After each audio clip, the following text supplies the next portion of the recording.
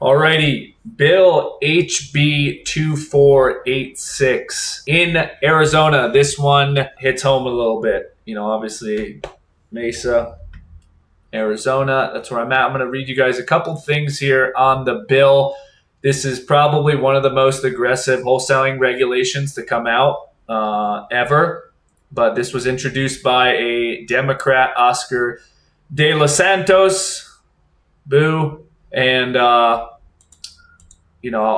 let you guys know a couple of things. But essentially, if you are getting an interest in a property, you don't plan to live there, and you will rent or sell it, then you are classified as an equity purchaser, investor, whatever it is. Now, what they're doing is classifying the seller essentially as a distressed seller, and the distressed seller needs these couple factors. The seller is delinquent on their mortgage or property taxes. The seller has received a foreclosure notice within the last 180 days, and the seller believes they may be in default in the future. Very, very confusing. It's not really too black or white. If all of those conditions apply, then you are not allowed to purchase the property at 82% or below of its fair market value. You need to purchase it at 82% or more than its fair market value. And you can't do wraps, you can't do seller finance or blah, blah, blah. The government is literally price fixing on what we can offer, which is a total government outreach, in my opinion. This is still just a bill proposed at this point. The same thing Trump does with his tweets. It's not actually signed into law. It has to go through a process. So we're still safe for now. But, I wanted to give you guys my thoughts on it. At least give some 2 cents here. I've been doing this a while, so hopefully this can help us get on the right track to figure this out. My couple questions here is, the 82% has to be evaluated by a independent appraisal. I work with appraisers all the time, and the appraisers are not always freaking right. So that opinion of value is so subjective, because at the end of the day, an appraiser, and what I tell homeowners all the time, an appraisal is an opinion of value. It is not what the market will actually bear. So I don't think that's too definitive of a number. If you go and hire an independent appraisal and they go off of, hey, this is what sold 3 or 6 months ago, and not what's actually active on the market, because we as investors know it doesn't matter what closed 3 to 6 months ago. It's about what's freaking active on the market. I just think it's subjective and leaves a lot of room, leaves a big gray area. And at the end of the day, they're saying we need the escrow and title to police this. So what the government is saying is, hey, escrow and title, we want you to do more work and not pay you anything more. So do more and likely also get paid less, because most investors will pull out, or you may not have as many escrow files.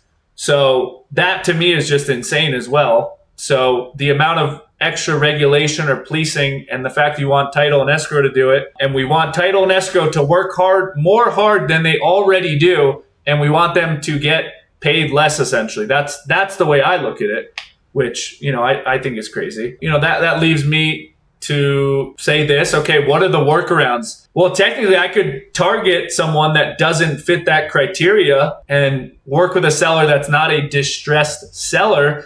So I work with probate leads all the time that own the property free and clear, are caught up on taxes, not delinquent. So those are great leads that you can purchase well below 82% of fair market value and still make a profit. Your regular absentee owner that had a renter that just moved out and fudged the place up, you can purchase that at 82% below or market value. So I don't even like targeting owner-occupant foreclosure homes. I know I talk about this a lot, the difference between the absentee owner and the foreclosure owner-occupant. That person is very erratic, very distressed. I don't even want to work with that person to begin with. The high majority of my deals don't even fall under the actual law that's saying what is a distressed seller. My deals are technically non-distressed. So, most of my deals, this regulation won't even technically apply. So, that's one workaround. Also, can you buy these without title insurance? I'm just spitballing here, to be verified, obviously, but can you purchase these without title insurance? Does that still make it against the law?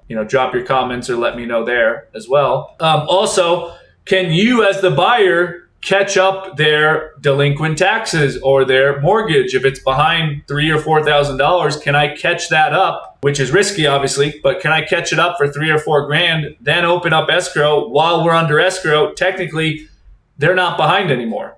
Once again, I'm just spitballing here. I don't know this for sure, all to be verified, but that's a hypothetical situation as well. So there's always, I feel, going to be some type of workaround if you're savvy enough, if you're educated, if you're in the right rooms of the right people. We're always trying to figure out ways to do more business and do things differently while still staying compliant. But in conclusion, most people from this will leave the marketplace. So when more people leave the marketplace, it's better opportunity for bigger operations and more sophisticated investors. But what the regulators don't understand here is that you're actually doing a disservice to the sellers, because us as investors, we're not gonna take less of a profit, right? So what's gonna happen is those 10 offers that this person had a year ago, and maybe the newer buyer, the newer wholesaler could pay $10,000, $20,000 more than the sophisticated, experienced people. Now, with this in place, that distressed homeowner is probably going to have 3 concrete offers from 3 sophisticated investors. And those investors are not going to go from wanting to make $20,000 and say, hey, we're okay with making $10,000 now, it's all good. No, they're going to adjust their offers based on the economic conditions, which in this place are the new regulations. So what we're going to do is we're going to transfer those costs of the business costing more to the homeowner, adjusted by our lower offer. So what the regulators are doing is they're going to push these costs to the homeowner. If we can't do business a certain way, if we have to double close everything and have higher costs, if we have to get funding for that cost too and pay more, what we're doing is we're raising the cost of doing our business. So we're going to have to make lower offers over here. If we make lower offers over here, the sellers make less money. So that's what these regulators, they don't actually understand. So, we have inflation, we have costs going up, we have more regulation going on. We as investors, we just need to adapt as we go. I believe that wholesaling will always and forever be a way to do business, but the process of how we do it can be different in the future. I don't think at any point is the government going to be able to regulate your text messages and who you text and maybe get an opinion of value when you have something contracted from a buyer or whatever. There's always going to be a way to do it, but the process of how we do it is going to evolve and be different over time. But nonetheless, it's a big thumbs down for me. It hurts because I've been in Arizona for 8 years. That's where I started my whole business and everything. I hope this thing doesn't get passed. It's bad for investors. It's bad for homeowners. And I think it's a government overreach, mainly from the big lawsuit that occurred, and they were all targeting foreclosure leads. Nonetheless, still think it's bad. Too much overregulation, too much government outreach, too much policing around. It's gonna be hectic, and hopefully this helps you guys.